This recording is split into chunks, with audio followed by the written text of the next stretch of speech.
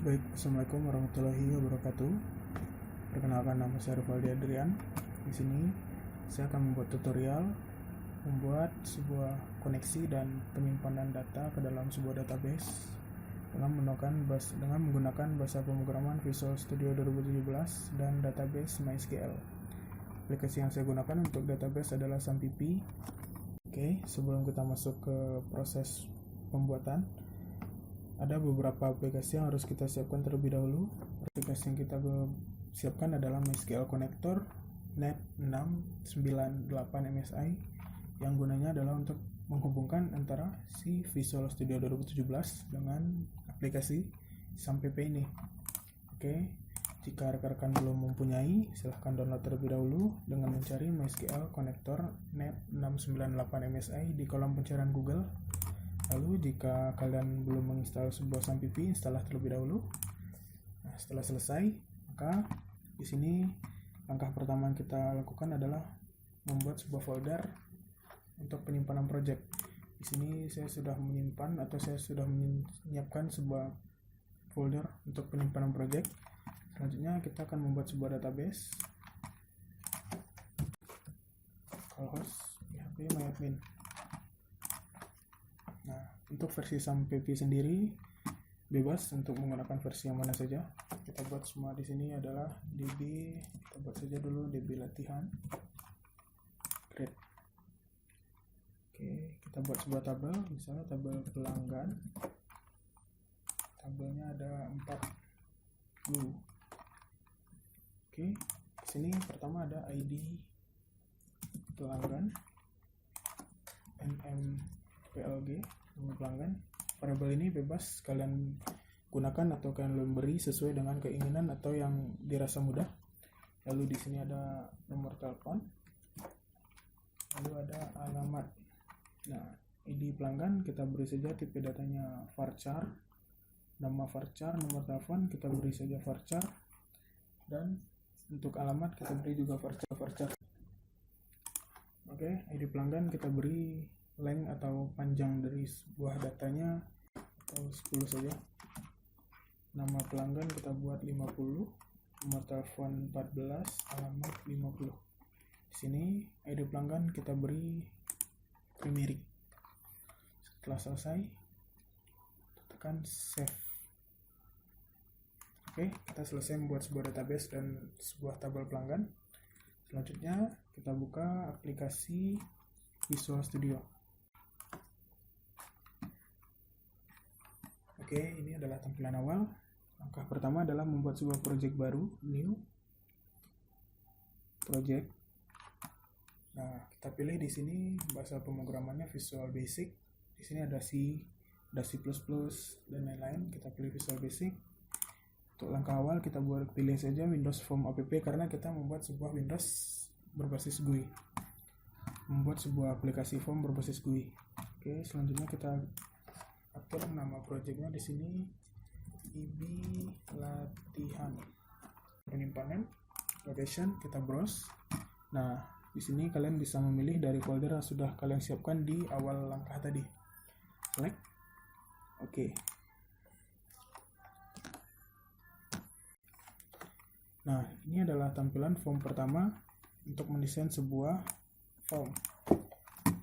Nah, sebelum ini kita akan membuat koneksi terlebih dahulu. Klik kanan pada project, add, kita pilih di sini modul. Modul ini saya gunakan untuk menampung script koneksi yang nantinya dengan mudah kita dapat memanggil berulang-ulang kali pada form-form lainnya. Di sini saya buat sebuah modul dengan nama koneksi saja. Oke. Nah, setelah kalian tadi menginstal aplikasi MySQL Connector ini, otomatis di sini kita panggil dulu. Ini tadi berguna untuk menghubungkan antara Visual Studio dengan SAMPP.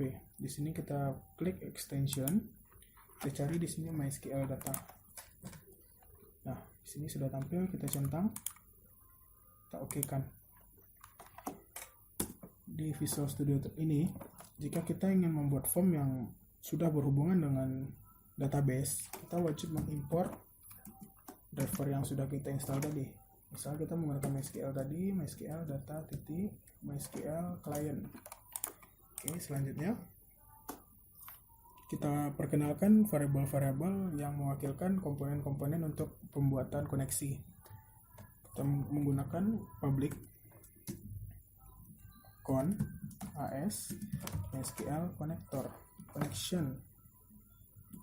Nah, public ini adalah perintah untuk memperkenalkan sebuah variabel namun bersifat luas atau publik.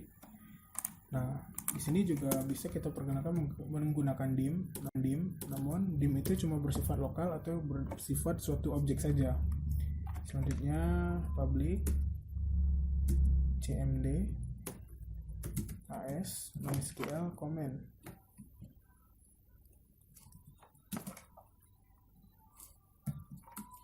Oke, selanjutnya public rd as MySQL reader, data reader. Variabel ini bebas kalian tentukan sesuai dengan keinginan atau yang mana yang lebih mudah oleh teman-teman. Selanjutnya public da as data adapter, berarti MySQL adapter. Jika kalian pernah membuat koneksi pada bahasa pemrograman Java, ini mungkin kalian tidak asing lagi dengan pengenalan fungsi variabel tersebut. Selanjutnya ada public ds as dataset. Nah, terakhir kita kenalkan public str SQL as string. Ini berguna untuk yang nantinya akan menampung sebuah perintah query pada database. Oke. Selanjutnya kita akan membuat sub. Sub ini akan berfungsi atau yang akan kita panggil nantinya di form-form yang akan kita buat. Di sini karena nama modul sudah koneksi, maka kita buat con saja karena nama sub dengan nama modul tidak bisa sama. Di sini kita bikin try str ini adalah variabel yang sudah kita kenalkan tadi. Selanjutnya isi dari str ini adalah server sama dengan localhost user ID sama dengan root password kita kosongkan saja. Database, berarti ini adalah nama database yang akan kita hubungkan adalah nama database ini kita sesuaikan dengan nama database yang sudah kita buat. Kita cek dulu nama database adalah database db latihan. db latihan. Oke. Nah, di sini bedanya pada VB ini kita tidak menggunakan titik koma di akhir-akhir script per baris. Nah, setelah selesai str ini sudah kita tampung atau sudah kita isi sebuah query untuk menghubungkan atau membaca sebuah database. Selanjutnya con yang kita kenalkan di atas tadi kita isi new MySQL connection. Nah, dalam kurung str, berarti koneksi dari str yang sudah kita isikan query. Selanjutnya kita lakukan pengecekan if con stat sama dengan connection titik closed dan maka koneksi dibuka. Nah, untuk memberitahu atau menentukan koneksi ini berhasil, kita sisipkan sebuah kotak pesan yang nantinya akan berisi pemberitahuan koneksi berhasil. Nah, jika gagal nanti akan tampil atau akan muncul sebuah pesan juga di checkbox titik show titik x titik bisa akan menangkap pesan kesalahan. Nah, di sini ini adalah sebuah script koneksi. Nah, sebenarnya untuk script koneksi ini banyak caranya, namun saya memberikan atau membuat tutorialnya sesederhana mungkin saja. Oke, setelah selesai, kita kembali ke form. Di sini kita akan cek terlebih dahulu apakah koneksi yang kita buat tadi berhasil atau tidak. Kita klik 2 pada halaman form. Kita panggil sub koneksi tadi, berarti namanya con. Berarti kita panggil con. Apakah con ini berhasil? Kita run. Untuk runningnya kita bisa klik start.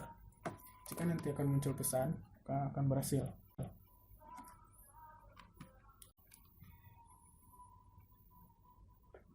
Nah, di sini tampil pesan yaitu koneksi berhasil. Ini menandakan bahwa koneksi yang kita buat tadi berhasil. Oke. Terus kembali. Maaf. Untuk karena koneksi kita sudah berhasil, jadi kita bisa menghilangkan pesan ini. Karena jika tidak dihilangkan, nantinya akan banyak pesan-pesan koneksi berhasil yang akan muncul pada form penyimpanan, update, hapus, dan lain-lain. Maka dari itu, pesannya kita senyapkan saja.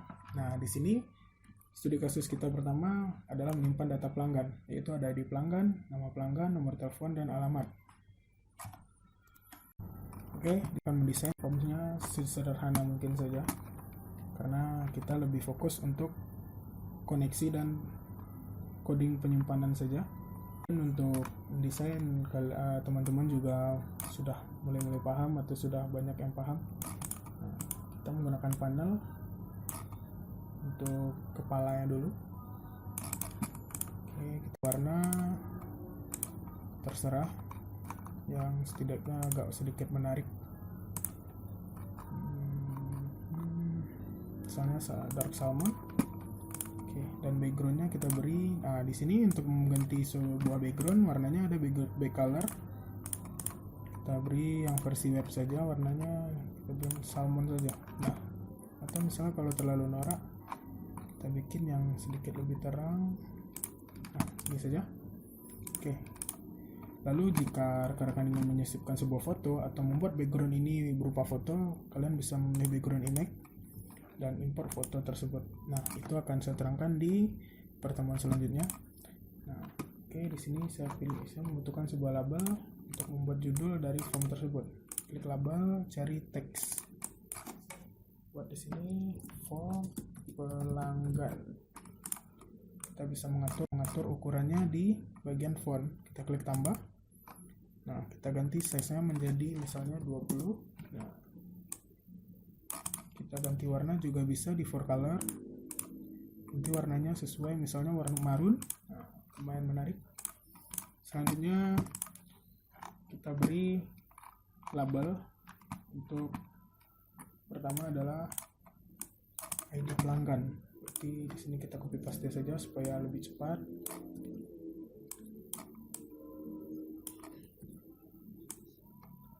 Oke, untuk label pertama, pilih di kolom teks pada properties ID pelanggan.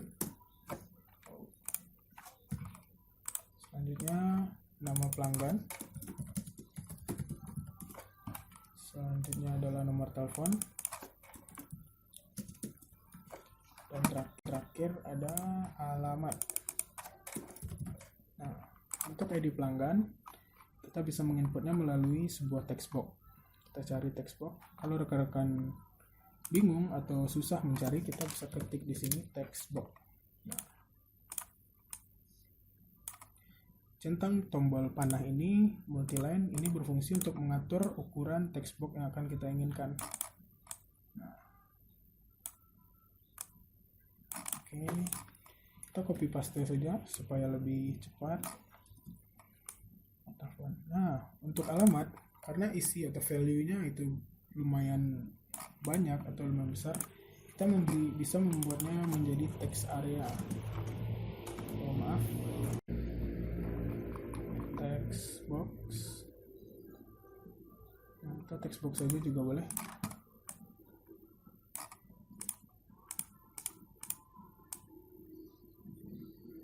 Nah, oke, kita buat ukurannya sedikit lebih besar.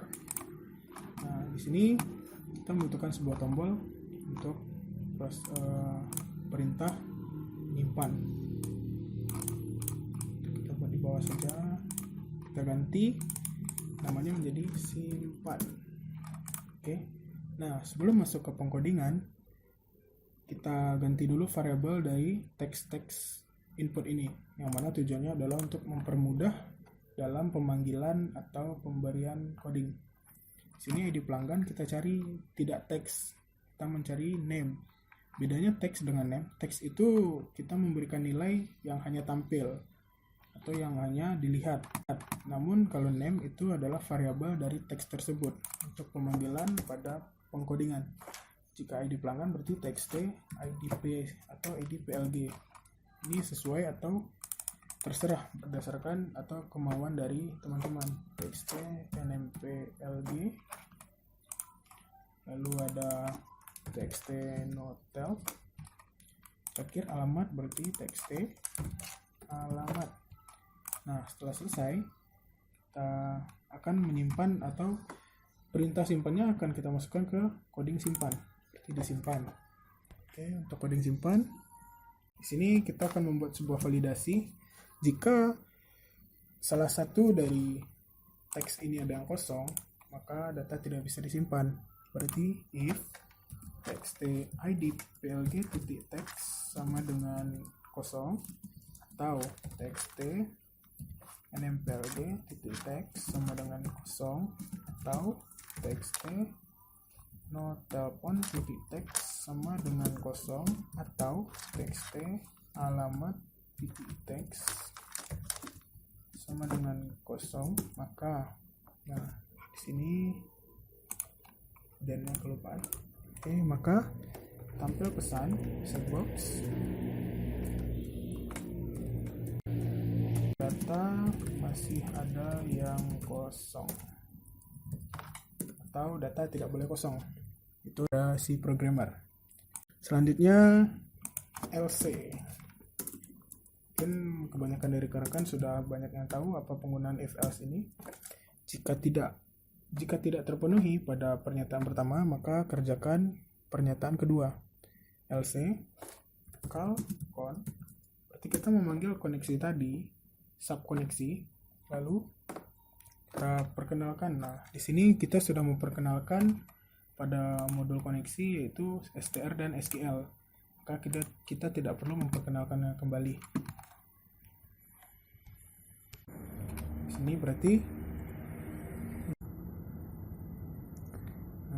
di sini str yang kita perkenalkan tadi sama dengan kita akan membuat value atau isi dari str tersebut, select, tampilkan semua data dari tabel pelanggan, berarti nama tabel kita pelanggan, where id plg sama dengan, nah ini ada format untuk membaca suatu teks di dalam query. Nah, di sini kita mulai dengan satu kutip, lalu sepasang kutip dua, lalu baru di sini dia membaca berdasarkan teks apa. Seperti ID pelanggan berarti berdasarkan teks ID pelanggan. Nah, ini berfungsi untuk sebelum dia melakukan penyimpanan, dia akan membaca teks pada input teks ID pelanggan. Jika sudah ada, maka nanti akan tampil pesan atau sistem akan memberitahu bahwa data sudah ada. Nah, selanjutnya kita akan mengisikan script pada CMD yang juga sudah kita kenalkan di modul koneksi. Yang isinya adalah new MySQL comment, berarti MySQL baru. Oh ya, maaf. Saya sampai lupa untuk menambahkan import yang sudah saya jelaskan pada awal tadi, import MySQL .data .MySQL client. Jika tidak diimport, maka komponen-komponen yang kita kenalkan di koneksi seperti ini, itu tidak akan terbaca. Maka di sini new MySQL comment. Oke, dalam kurung str dan con. Selesai. Nah, selanjutnya RD sama dengan CMD yang di atas titik execute reader. Nah, Selanjutnya rd titik read, dia akan membaca. Lalu if jika ini adalah validasi dari data tersebut, not rd has row, jika tidak ada data pada yang ditemukan maka lakukan penyimpanan. Berarti call koneksi callcon str, kita berikan value dari str ini lagi, berarti ini adalah query untuk menyimpan database. Maka jika memang tidak ada data, maka insert into pelanggan values. Nah, format untuk membaca atau mengambil data dari text box berarti satu pasang kutip 1, satu pasang kutip 2, satu pasang simbol dan, baru txt. Pertama adalah id pelanggan titik text. Oke, koma. Nah, lakukan hal yang sama. Satu pasang kutip 1, di dalam itu satu pasang kutip 2, di dalam itu berarti satu pasang simbol dan. Lalu kedua adalah txt, nama pelanggan titik text. Nah, jika rekan-rekan malas atau bosan untuk mengulang, kalian bisa copy saja dari kutip ke kutip belakang, tapi sertakan koma terlebih dahulu untuk membedakan antara data satu dengan data yang lain. Ketika adalah txt, nomor telepon, tekan saja tab. Akhir adalah txt, alamat. Oke, selesai. Setelah selesai, maka kita pergi ke baris baru, cmd sama dengan new MySQL command dalam kurung strcon. Nah, isi dari perintah MySQL command ini adalah str yang sudah kita isi value-nya query dan koneksi. Selanjutnya cmd tadi yang sudah berisi str, eksekusi, execute non query. Nah, ini berfungsi execute non query untuk menyimpan sebuah data. Lalu akan tampil untuk memberitahunya message box, data berhasil disimpan. Nah, selesai. Oke.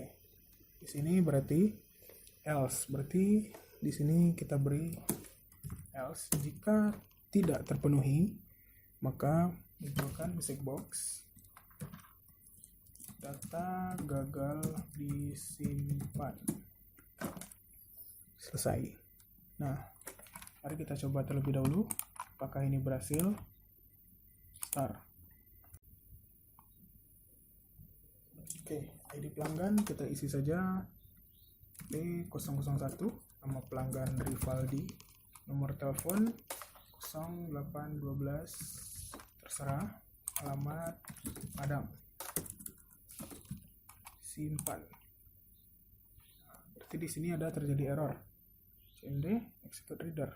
Kamu mempunyai error di SQL syntax. Maaf, di sini saya lupa menambahkan atau saya ketinggalan script query.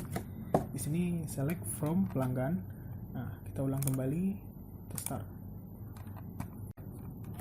Oke, di sini ID pelanggan P001, nama Rivaldi, nomor telepon terserah, simpan. Nah, akan keluar pesan data berhasil disimpan. Di sini kita menginginkan jika dia berhasil menyimpan, maka otomatis data ini kembali kosong. Nah, gampang. Di sini kita tinggal menambahkan sebuah button.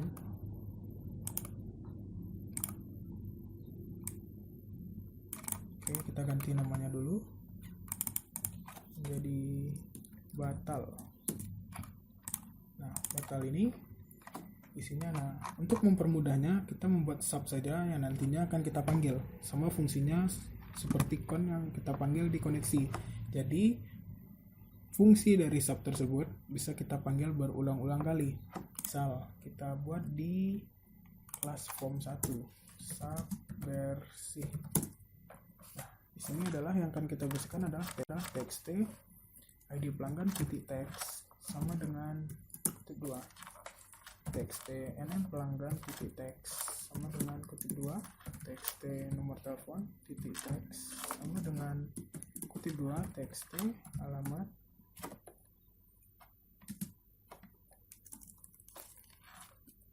titik teks sama dengan kutip 2. Setelah berhasil dibersihkan, otomatis dia akan fokus ke txt pelanggan, berarti txt ID pelanggan titik fokus. Oke. Nah, jika sudah berhasil membuat sebuah fungsi, kita tinggal memanggil saja.